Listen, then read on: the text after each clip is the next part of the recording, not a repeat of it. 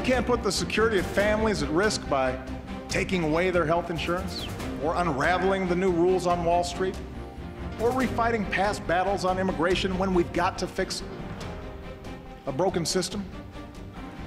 And if a bill comes to my desk that tries to do any of these things, I will veto it. What do you think the impact of 5 million new workers to the labor force would be on healthcare?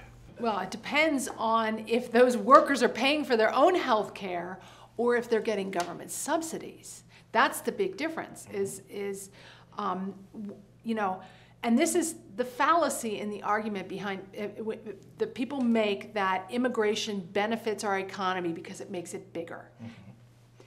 More people makes our economy bigger. It doesn't necessarily make people better off, though. If it means that there's an oversupply of labor, that suppresses people's wages, and that's what's happened in construction, in retail, in restaurant workers. Those workers haven't had a raise in 10 years. And it's because of the oversupply that we keep bringing in more workers in unskilled, low-paying jobs than our economy really needs. We don't have a shortage of lesser skilled labor. We have, in fact, a surplus, and you know, if you believe in the laws of supply and demand, you can see that because the wages aren't going up. And that makes people more dependent on government services because we don't let people starve.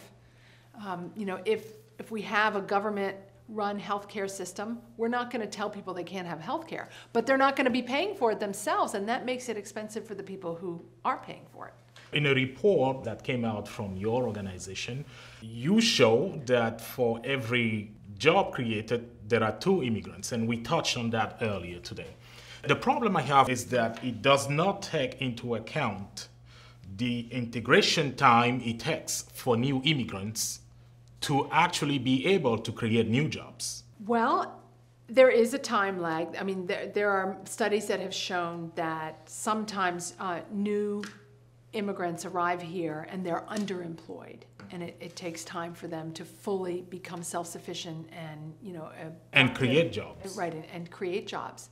That would work if the immigrants that we were getting were in a position to be able to advance economically, if they had an education, if they had, you know, the ability to rise up the economic ladder. The reality of immigration today is that most people that we admit are coming because they have other family members here, not because they have special skills that are in demand. And unfortunately, the reality is that many of them have not had as much education as the rest of the population.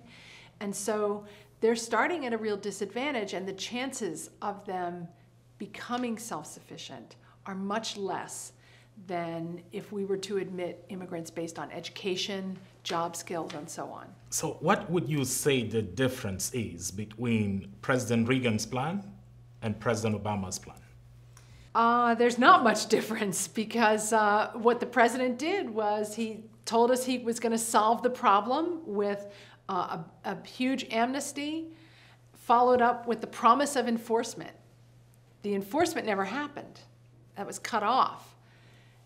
President Obama has done the same thing. He says, I'm going to start giving out work permits. I'm not going to enforce the law. I'm not going to deport people. And he has not improved enforcement either. He's gone ahead and said, we're going to do legalization first, and with a promise of enforcement.